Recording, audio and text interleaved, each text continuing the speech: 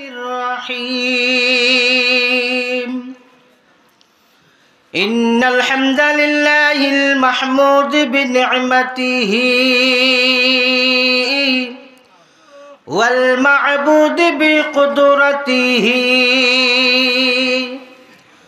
والصلاة والسلام على سيد الأنبياء والمرسلين وعلى آله وأصحابه أجمعين أما بعد فأعوذ بالله من الشيطان الرجيم إن الله وملائكته يصلون على النبي يا أيها الذين آمنوا صلوا عليه وسلموا تسليما اللهم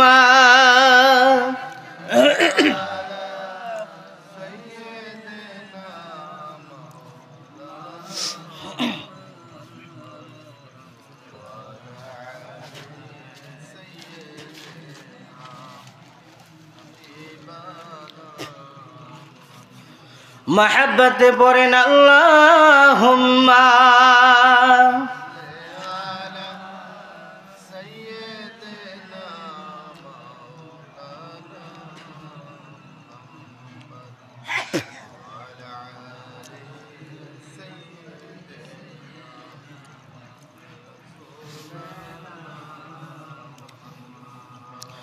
मददगार जिसी का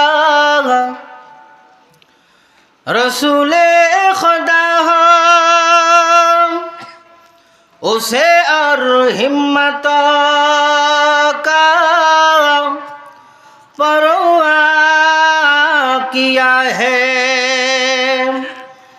मदद को चले आएंगे कमली आला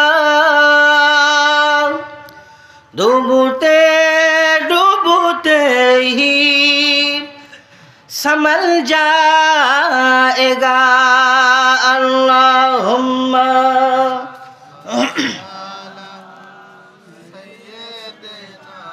मौलाना मुहम्मद वाला अली सईदना हबीबाना मुहम्मद अल्हम्दुलिल्लाह समस्त तारीफ ও প্রশংসা সেই মহান আল্লাহ পাকের জন্য যে আল্লাহ পাক আপনাকে আমাকে আমাদের সকলকে এক বাৎসরিক ইসলামী জলসা ও হালকায়ে জিকির দোয়ার মাহফিলে যে আল্লাহ পাক আসার এবং বসার মতো রবের নামের জিকির করা এবং কিছু কথা বলা এবং শোনার মতো তৌফিক আতা করলেন সকলে সেই মহান রবের প্রতি শুকরিয়া আদায় করে বলি আলহামদুলিল্লাহ। শত কোটি দরুদ ও সালাম নাজিল হোক সেই আকা মাওলা তাজেদারে মদিনা সুলতানে মদিনা নূরে মুজাসসাম হাবিবুল্লাহ সকলে সেই মহান নবী পাকের উপরে আরও একবার মোহাব্বাতান দরুদ পড়ি সাল্লাল্লাহু আলাইহি ওয়াসাল্লাম। হাজিরিন, আমরা বসেছি ইসলামী জলসা, দিনী মাহফিল ও হালকায়ে জিকির পিরানে তরিকত হক সিলসিলায় হক ফুরফুরা শরীফের মতাদর্শের উপরে হালকায়ে জিকিরের মাহফিল অনুষ্ঠিত হয়ে গেছে। হক সিলসিলার হালকায়ে জিকির মাহফিল এজন্য জিকিরের মাজলিস হয়েছে। আর এই মাজলিসটা জিকিরের মাজলিসটা হলো হক সিলসিলার তাসাউফের মাজলিস জিকির। তো আপনি আমি বিভিন্ন মাহফিলে বিভিন্ন জায়গায় জিকির আজকার করি, ওই জিকিরে আপনার সওয়াব হবে, কিন্তু পিরানে তরিকতের যে জিকির আজকে করলেন এরকম করে প্রতিদিন সকাল এবং সন্ধ্যাতে যদি আপনি জিকির করেন শুধু সওয়াব নয়, আপনার কলবের উন্নতি হবে, লতিফাগুলি পরিষ্কার হতে থাকবে। এজন্য করতে হবে। আমি আপনি দুনিয়ার ভিতরে চলি, উঠা বসা লেনদেন কাজ কারবার করি কি না করি, চলতে ফিরতে আমাদের গুনাহ হয় কি না হয়, ভুল হয় কি না হয়, ভুল ত্রুটি হয়, হতেই পারে। একটা মাঝি নদীর ভিতরে নৌকা চালায়, তো নৌকা যতই চেষ্টা করুক, কাঠ বোট হোক আর স্টিল বোট হোক, কিছু না কিছু পানি সতর্ক থাকলেও নৌকার ডরার ভিতরে জমে উঠতেই থাকে। এজন্য দেখুন কাঠবোর্ড হোক আর স্টিল বোর্ড হোক, সেচের একটা ব্যবস্থা থাকে।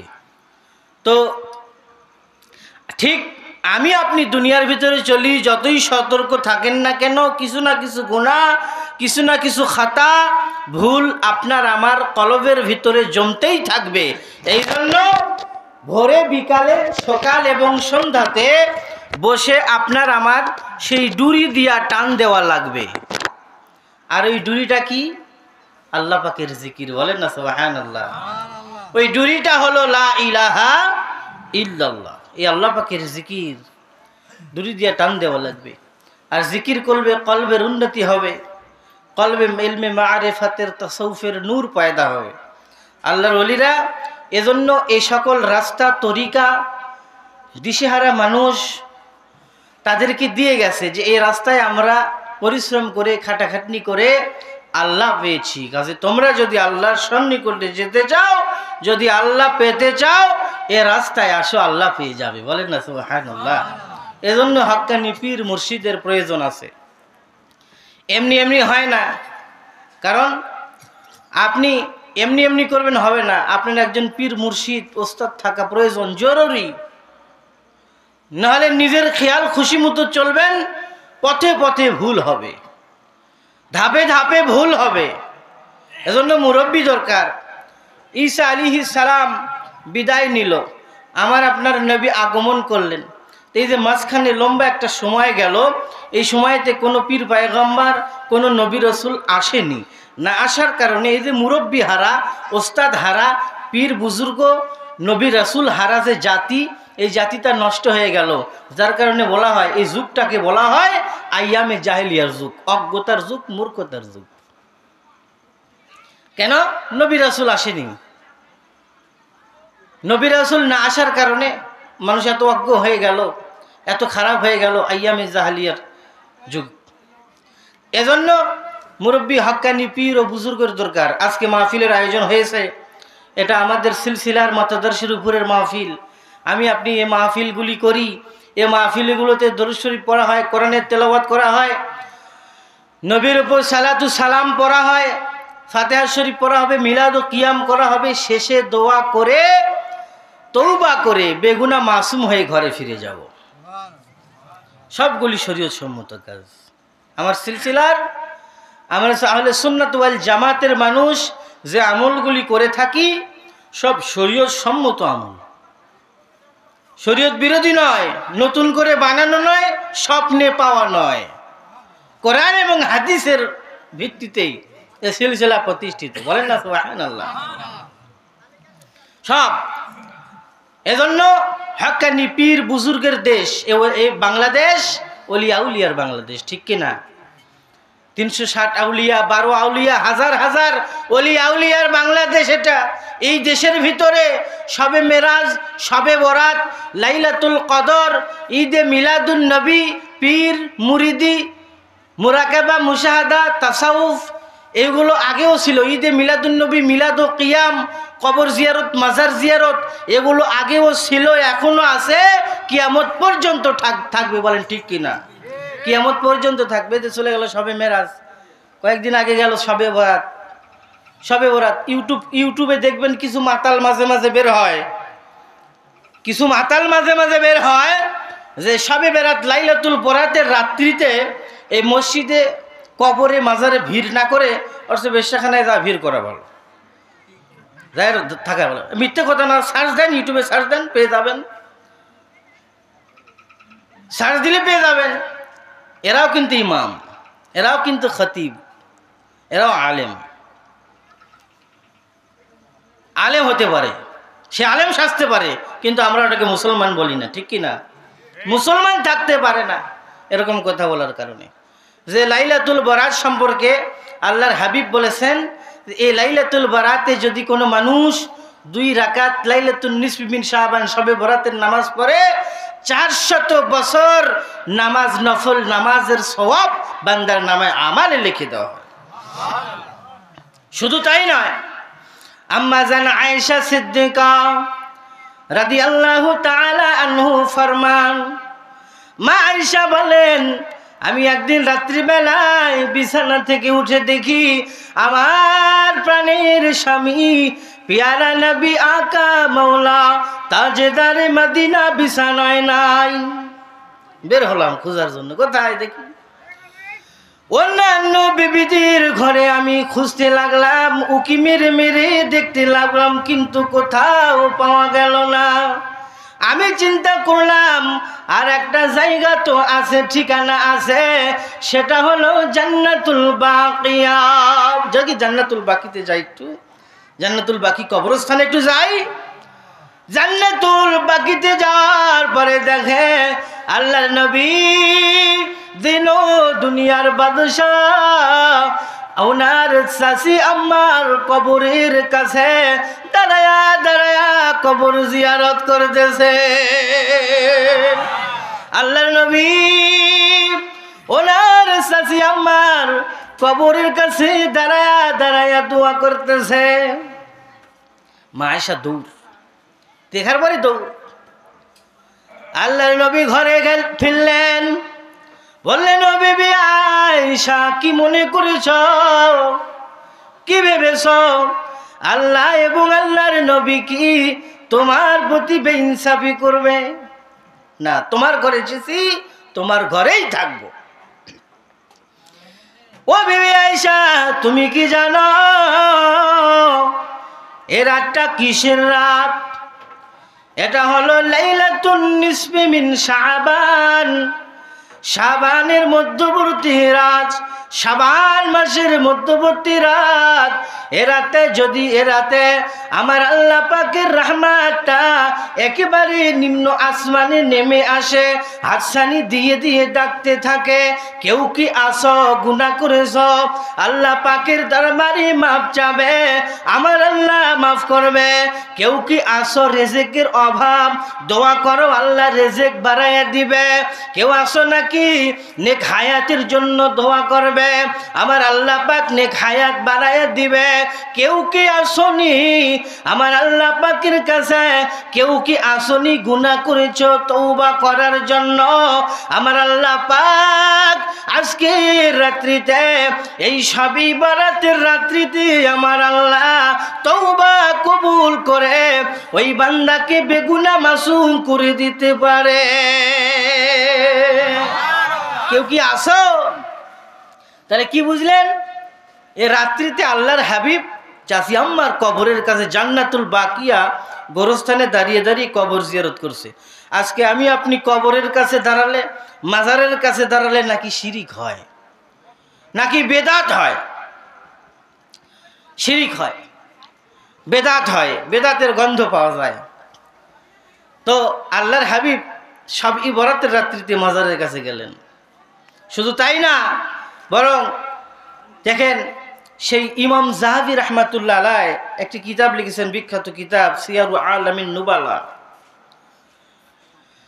ওই কিতাবের ভিতরে হুজুর লিখেছেন যে বুখারা, সেই ইমাম বুখারী রাহমাতুল্লাহ আলাইহির মাজার আছে উজবেকিস্তান। উজবেকিস্তানের একটা জায়গার নাম, একটা প্রদেশের নাম হলো বুখারা। ওখানে ইমাম বুখারী রাহমাতুল্লাহ আলাইহির মাজার আছে। তো বুখারাতে, উজবেকিস্তানে একবার একাধারে 4 বছর ধরে কোনো বৃষ্টি নাই। কয় বছর ধরে? 4 বছর ধরে কোনো বৃষ্টি নাই। চিন্তা করেন বাঁচার কি সম্ভাবনা আছে? শহর ছেড়ে ছেড়ে মানুষ পালাতে লাগলো, শহর ছেড়ে ছেড়ে মানুষ পালাতে লাগলো। কি বিপদ চাপলো, মানুষ আর সহ্য করতে পারছে না, শহর ছেড়ে ছেড়ে পালাতে লাগলো। বোখারা ছেড়ে, উজবেকিস্তান ছেড়ে মানুষ পালাতে লাগলো। 4 বছর ধরে বৃষ্টি নাই যে রাজ্যে, ও রাজ্যে কি মানুষ থাকতে পারে? একে একে সবাই পালাতে লাগলো। কি ব্যাপার, কি করা যায়? বোখারা থেকে 3 কিলোমিটার দূরে একটি জায়গা আছে, নাম সমরকান্দ। ওই সমরকান্দে একজন আল্লাহর ওলি, একজন আল্লাহর কুতুব থাকতেন। কয়েকজন লোক বললো চলো ওই আল্লাহ পাকের ওলি বান্দা ওই হুজুরের দরবারে একটু যাই, যাওয়ার পর দেখি কি ফায়সালা দেয়। মানুষ বিপদে পড়লে, মুসিবতে পড়লে ওলি আউলিয়ার দ্বারস্থ হয়। বলেন না সুবহানাল্লাহ। কেন হয়? কারণ ওলি আউলিয়ার দরবারে গেলে উপকৃত হওয়া যায়, যার কারণে মানুষ যায়। গেলেন, যাওয়ার পরে বললেন হুজুর আমাদের বোখারাতে আজকে 4টি বছর হয়ে গেল, আমাদের বোখারাতে কোনো বৃষ্টি নাই। হুজুর এভাবে যদি চলতে থাকে শহর ছেড়ে ছেড়ে মানুষ পালাতে লেগেছে। হুজুর একটা কিছু করেন, আল্লাহ পাকের দরবারে একটু দোয়া করেন যাতে আমাদের রাজ্যে একটু বৃষ্টি আল্লাহ দেয়। বলেন বাবা তোমরা আমার সাথে চলো। বলে কোথায়? বলে বোখারাতে চলো। ইমাম বুখারী রাহমাতুল্লাহ আলাইহির মাজারে যাওয়ার পরে একটু দোয়া করব, চলো না যাই। ইমাম বুখারীর মাজারের পাশে তারা সবাই গেলেন। যাওয়ার পরে আল্লাহর ওলি বললেন বাবা আপনারা কোরআন তেলাওয়াত করেন, ফাতিহা শরীফ পড়েন। হুজুরের বুখারী ইমাম বুখারী রাহমাতুল্লাহ আলাইহির মাজারের চারপাশ দিয়ে গোল করে দাঁড়ায়া দাঁড়ায়া দোয়া করে আর কাঁদে। আল্লাহর ওলি কাঁদে আর বলে ও আল্লাহর ওলি, ও জগৎ বিখ্যাত মুহাদ্দিস ইমাম বুখারী, আপনারই বোখারার রাজ্যে আজকে 1 নয় 2 নয় 4টি বছর হয়ে গেল হুজুর কোনো বৃষ্টি নাই, এই শহর ছেড়ে মানুষ পালাতে লেগেছে। ও আল্লাহর ওলি আপনি বোখারা শহরেই তো ঘুমায় আছেন, এখানেই তো শহীদ আছেন, আপনি কি দেখেন না? আপনি কি শোনেন না? ও আল্লাহর ওলি আপনি এ রাজ্যে থাকার পরেও যদি এরকম বিপদের সম্মুখীন মানুষ হয়ে থাকে, ও আল্লাহর ওলি বলেন আপনি বোখারাতে থেকেই বা কি লাভ? কি লাভ? আল্লাহর ওলি কাঁদে আর দোয়া করে, লম্বা দোয়া করতেছে, দোয়া শেষ করে না, লম্বা দোয়া করতেছে, দোয়া চলতেছে। মানুষগুলি হাউ হাউ করে কাঁদাকাটি শুরু করে দিয়েছে। ইমাম যাহাবী রাহমাতুল্লাহ আলাইহি কিতাবে লেখেন দোয়া শেষ হতে না হতে দোয়া চলছে, এমত অবস্থায় আকাশে তাকিয়ে দেখা গেল চারিদিকে মেঘের গর্জন শুরু হয়ে গেল।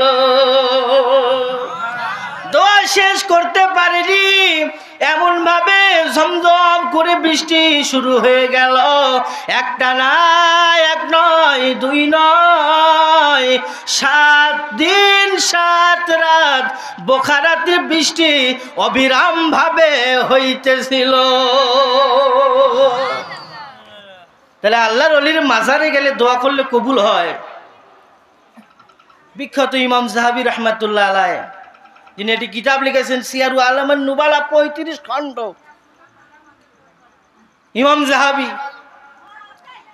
বিখ্যাত মুহাদ্দিস, তিনি ওনার কিতাবের ভিতরে লিখেছেন, যিনি 3 লক্ষ হাদিসের সনদ 3 লক্ষ হাদিসের হাফেজ ছিলেন, বা সনদ মুখস্থ। এত বড় বিখ্যাত মুহাদ্দিস কবর জিয়ারতের কথা লিখেছেন। আর আমরা শবে বরাতের দিন কবরের কাছে গেলে শিরিক হয়, বেদাত হয় মিয়া। এজন্য শবে বরাত বলতেছিলাম আল্লাহর নবী ঈসা ইবনে মারইয়াম আলাইহিস সালাম, ঈসা আলাইহিস সালাম একদিন পাহাড়ের ধার দিয়ে, পাহাড়ের পাশ দিয়ে হাঁটতেছে, পাহাড়ের ধার দিয়ে হেঁটে হেঁটে যাচ্ছে আল্লাহর নবী ঈসা আলাইহিস সালাম, হাঁটতেছে আর যাচ্ছে, লাঠি বেয়ে বেয়ে হাঁটতেছে আর যাচ্ছে ঈসা নবী। একটি বড় পাথর দেখার পরে আল্লাহর ওলি পাথর লাঠি দিয়ে একটি আঘাত করলো, লাঠি দিয়ে আঘাত করেছে, পাথরটা ফেটে 2 ভাগ হয়ে গেছে। দুভাগ হওয়ার পরে দেখা গেল পাথরের ভিতর থেকে একটি বুজুর্গ মুরব্বী, চুল পাকা সাদা পোশাক পরিহিত এক মুরব্বী দাঁড়ায় গেল। বলেন না সুবহানাল্লাহ। দাঁড়িয়ে গেল, হাতের তসবিহ। বলে আল্লাহর নবী কি খবর? বলে হুজুর আপনি এখানে কতদিন ধরে আছেন? বলে আমার আল্লাহ পাক আমাকে 1 নয় 2 নয় 400 বছর ধরে এ পাথরের ভিতরে বসে বসে ইবাদত করতেছি, আর বসে বসে দাঁড়িয়ে দাঁড়িয়ে নফল নামাজ আদায় করতেছি। 1 নয় 2 নয় 400 বছর হয়ে গেল। বলে খান কি? বলে পাথরের ভিতরে আমার আল্লাহ পাক একটি আঙ্গুরের গাছ লাগিয়ে দিয়েছে। এই আঙ্গুর খেয়ে খেয়ে 1 নয় 2 নয় 400 বছর ধরে এখানেই বসে বসে ইবাদত করি। তখন আল্লাহর নবী ঈসা আলাইহিস সালাম আসমানের দিকে তাকায়া বলে আল্লাহ, ও মাবুদ আল্লাহ, ও মালিক আল্লাহ, আমার মনে হয় এ পৃথিবীতে এরকম নিয়ামতপূর্ণ, এরকম ফজিলতপূর্ণ, এরকম নিয়ামতের মানুষ মনে হয় আর একটাও নাই। আল্লাহ আমার মনে হয় এইরকম নিয়ামতপূর্ণ মানুষ আর মনে হয় নাই, জগতে আর নাই। আমার আল্লাহ বললেন ও নবী ঈসা আলাইহিস সালাম, না না না না, আছে আমার আখিরি জামানার নবী, শেষ নবী মুহাম্মাদুর রাসূলুল্লাহ সাল্লাল্লাহু আলাইহি ওয়াসাল্লামের কোন উম্মত যদি 14ই শাবান দিবাগত রাত্রিতে, শবে বরাতে রাত্রিতে, লাইলাতুন নিসফি মিন শাবানে যদি কোন আখিরি জামানার নবীর কোন উম্মত যদি ওই রাত্রিতে 2 রাকাত শবে বরাতের নামাজ পড়ে, ওই ঈসা নবী শোনেন, তাহলে এ মুরব্বির 400 বছর পাথরের ভিতরে বসে বসে বসে বসে নামাজ পড়ার মতো 400 বছরে যে ফজিলত পেয়েছে, নিয়ামত পেয়েছে, আমার নবীর উম্মত যারা লাইলাতুল বারাতের রাত্রিতে 2 রাকাত নামাজ পড়বে, আমার আল্লাহ পাক তাদেরকে এ বুজুর্গ, এ মুরব্বির সমপরিমাণ ফজিলত ও সওয়াব দিয়ে দিবে। দাম বাড়েনি? আমার আল্লাহ পাক তার প্যারা নবী, আখিরি নবী, নূরে মুজাসসাম হাবিবুল্লাহ হুজুর পাক সাল্লাল্লাহু আলাইহি ওয়াসাল্লামের ইজ্জত আমার আল্লাহ বুলন্দ করেছে। হাসরের ময়দানে প্রত্যেকটা নবী রাসূল আজ থেকে হাজার হাজার বছর পূর্বে কত নবী রাসূল দুনিয়া থেকে বিদায় নিয়েছে, তাদের উম্মত আজকে কবরের বাড়িতে। যত নবী ছিল তাদের অনুসারীরা, উম্মতের আজকে কবরের বাড়িতে আছে। কতদিন ধরে কবরের বাড়িতে আছে? হাসরের ময়দানে তারা উঠবে, দাঁড়িয়ে থাকবে। আমার আল্লাহ পাক আখিরি জামানার নবী এবং নবীর উম্মতেরা যতক্ষণ না পর্যন্ত আল্লাহর দয়ার জান্নাতে প্রবেশ না করবেন, ততক্ষণ পর্যন্ত অন্যান্য নবীর উম্মতেরা দাঁড়িয়েই থাকবে হাসরের ময়দানে। কে বাড়িয়ে দিয়েছে? আমার আল্লাহ পাক বাড়িয়ে দিয়েছে তার হাবিবের শান। এজন্য আমার আল্লাহ পাক বলেছে, হাবিব ওয়া রাফা'না লাকা যিকরাক, আমি আপনার শান ও মান ইজ্জতকে বুলন্দ করেছি, উঁচু করেছি, সমুন্নত করেছি। ইযা যুকিরতু যুকিরতা মাই, হাবিব যেখানে আপনার হামদ হবে, আপনার প্রশংসা হবে, আপনার কথা হবে, আপনার জিকির হবে, যেখানে আমি আল্লাহ, আমার কথা হবে, আমার কালাম হবে, আমার জিকির হবে, আমার স্মরণ হবে, হাবিব সেখানে আপনারও স্মরণ হবে। বলেন না সুবহানাল্লাহ। এজন্য ওমা আরসালনাকা ইল্লা রাহমাতাল লিল আলামিন, জগতের জন্য আমার নবী রহমত, জগতের জন্য রহমত। আমার আল্লাহ বলেনি ওমা আরসালনাকা ইল্লা রাহমাতাল লিল মুসলিমিন মুমিনিন, তা তো বলেনি। রাহমাতাল্লিল আলামিন। আলাম মানে দুনিয়া, আলামিন মানে দুনিয়া সমূহ, যত জগৎ আছে সমস্ত জগতের আমার হাবিব রহমত। বলেন না সুবহানাল্লাহ। এই জগতের ভিতরে যা কিছু আছে, যত জাত পাত, যত জাতি ধর্ম বর্ণ লোক আছে, সকলের জন্য আমার নবী রহমত। পশু পাখি থেকে শুরু করে গাছপালা তরুলতা সব কিছুর জন্য আমার আল্লাহ পাক তার হাবিবকে রহমত করে বানিয়েছে। বলেন না সুবহানাল্লাহ। সব কিছুর জন্যই রহমত। কেন? পশু পাখি থেকে শুরু করে হরিণী আল্লাহর হাবিবের সাথে কথা বলে, হরিণ, উট, গাধা আল্লাহর হাবিবের সাথে কথা বলে। আল্লাহর হাবিবের ইন্তেকালের সময় উট একটি ছিল, নাম হলো আল্লাহর হাবিবের সাথে থাকতেন, আল্লাহর নবী কাছে রাখতেন, কাসোয়া নাম, কাসোয়া উটের নাম। আল্লাহর হাবিব ইন্তেকাল করলেন, ওই কাসোয়া নামক উটটি আল্লাহর হাবিবের ইন্তেকালের পর দিন থেকে 3 দিন একাধারে, 3 দিন 3 রাত খায় না, ঘুমায় না, শুধু কাঁদে আর কাঁদে, খায় না, ঘুমায় না, ঘুমায় না। খাবার দিলে উট খায় না। কাসোয়া কেন খাও না? খাবার দেয়, খাও না কেন বলো? কাসোয়া কেন খাও না? না না খেতে পারবো না, আমার নবী, দয়া নবী, নূরের নবী দুনিয়ায় নাই, নবীর বিরহে ব্যথায় কাসোয়া নামক উটটা খায় না, ঘুমায় না, শুধু কাঁদি আর কাঁদে। 3 দিন পরে আল্লাহর নবীর বিরহ ব্যথা, প্রেমের ব্যথায় আল্লাহর নবীর প্রেমে কাসোয়া নামক উটটা কূপের ভিতরে ঝাঁপায় পড়ে নিজে আত্মহত্যা করে ফেলেছে। কি মায়া, কেমন রাহমাতাল লিল আলামিন ছিলেন আমার নবী। গাধা, গাধা আল্লাহর নবীকে বলে, ইয়া রাসূলুল্লাহ, ইয়া হাবিবাল্লাহ, দেখেন আমার মালিক আমার পিঠে কিভাবে ব্যত্রাঘাত করেছে, চাবুক মেরেছে। ও আল্লাহর নবী, তাকায় দেখেন না, পিঠের চামড়াগুলি উঠে উঠে চলে গেছে। গাধা বলে, ইয়া রাসূলুল্লাহ, তাকায় দেখেন আমার বংশে কতগুলি গাধা ছিল, অন্যান্য গাধা যারা ছিল কোনো না কোনো নবী রাসূল তাদের উপরে উঠেছে, শুধু আমার বংশে আমি একা আছি। কেননা আমার আশা, আমার ইচ্ছা, আমার আশা আমি একটু আখিরি নবী, দিন দুনিয়ার বাদশাকে আমি গাধা আমার পিঠে চড়াবো।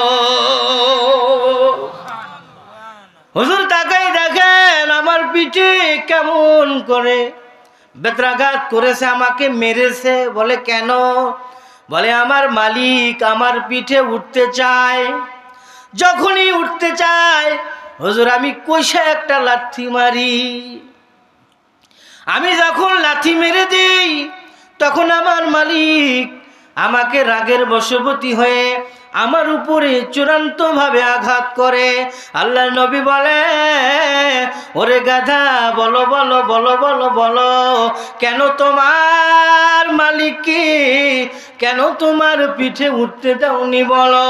গাধা বলে, ইয়া রাসূলুল্লাহ, হাবিবাল্লাহ, আমার আশা, আমার মনের আশা আপনি আমার পিঠে চড়বেন, আখেরে নবী আল্লাহর হাবিব যে পিঠে উঠবে আমি তার আগে আর কাউকে আমার পিঠে আমি বহন করব না, কাউকে তুলে নিব না।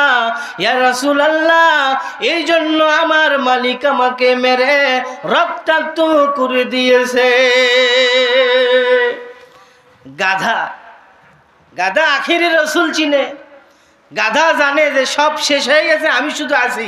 আর আমি জানি হুজুর যে আখিরি রাসূল আর একজন নবী আছে, শেষ নবী, কাজে উনি আমার পিঠে চড়বে। আর আমার বংশে যে কটা গাধা ছিল সব শেষ, আমি তো আছি।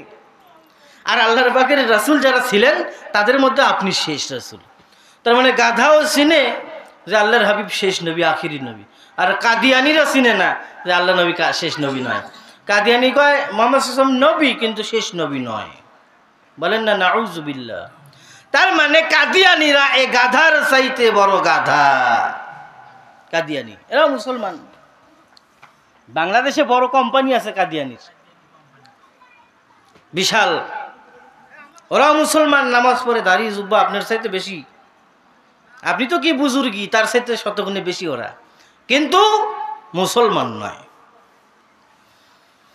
দেখেন, গাধা চিনল, উট, হরিণ, সব কিছুর জন্য আমার নবী রহমত। আমার নবী সব কিছুর জন্য, তামাম সৃষ্টির জন্য রহমত। উট, বৃদ্ধ একটি উট আল্লাহর হাবিবের দরবারে যাচ্ছে, বৃদ্ধ উট। আল্লাহ নবী বসে দেখে একটি উট হেঁটে হেঁটে হেঁটে হেঁটে হেঁটে হেঁটে আস্তে আস্তে আস্তে আস্তে আল্লাহর নবীর কাছে আসতেছে। আল্লাহর হাবিব বললেন, উটের সাথে কথা বলছে আল্লাহর নবী। আল্লাহ নবী উটকে দেখে, আল্লাহ নবী দেখলেন তার কাছে আসতেছে। বলে, উট কি খবর, তুমি আমার কাছে আসতেছো? খুবই কষ্ট করে, খুবই দুর্বল, জয়ীফ, তুমি দুর্বল, তারপরে হেঁটে হেঁটে আসতেছো মরুভূমির উপর দিয়ে। বলে, ইয়া রাসূলুল্লাহ, ইয়া হাবিবাল্লাহ, হুজুর আমি কেন আসতেছি জানেন না? ও আল্লাহর নবী, মনে একটি আশা, মনে একটা বেদনা, আমার ভিতরে একটা বেদনা হুজুর, একটা বিরহ ব্যথা, একটা কষ্ট, কি করে বুঝাবো, কাকে বলবো কষ্টের কথা? ও আল্লাহর নবী, কাকে বলবো কষ্টের কথা? আমি জানি আপনার কাছে আসলে মনের কথাগুলি বলতে পারবো। উঠ জাগা চিনে, বলে, ইয়া রাসূলুল্লাহ, হাবিবাল্লাহ, আমি যে মালিকের বাড়িতে ছিলাম, সে কতকাল ধরে, কতদিন ধরে মালিকের বাড়ি কাজ করি, ও বাড়িতে ছিলাম, মালিক আমাকে দিয়ে কত ভারী ভারী আসবাবপত্র বহন করে নিছে, কত কষ্ট করেছি, কত পরিশ্রম করেছি, কিন্তু ইয়া রাসূলুল্লাহ, এখন আমি জয়ীফ হয়ে গেছি, দুর্বল হয়ে গেছি, বৃদ্ধ হয়ে গেছি, তে মালিকের ছেলের বিয়ে, পরের দিন বউ ভাত অনুষ্ঠান, অলিমা খাওয়াবে, তা আমাকে জবাই করবে, সে সিদ্ধান্ত নিয়েছে হুজুর, এজন্য আমি আপনার কাছে এসেছি। ইয়া রাসূলুল্লাহ, হাবিবাল্লাহ, আমার তো বয়স হয়ে গেছে, বৃদ্ধ হয়ে গেছি, আমি আর ভারী ভারী জিনিস বহন করতে পারি না, এজন্য তারা এই সিদ্ধান্ত নিয়েছে, হুজুর আমাকে জবাই করে ছেলের বিয়ের অলিমা অনুষ্ঠান করবে। আল্লাহর নবী তাকিয়ে দেখে, গাধার পিছনে পিছনে গাধার মালিক আসতেছে। বলেন না সুবহানাল্লাহ, মালিকও আসতেছে।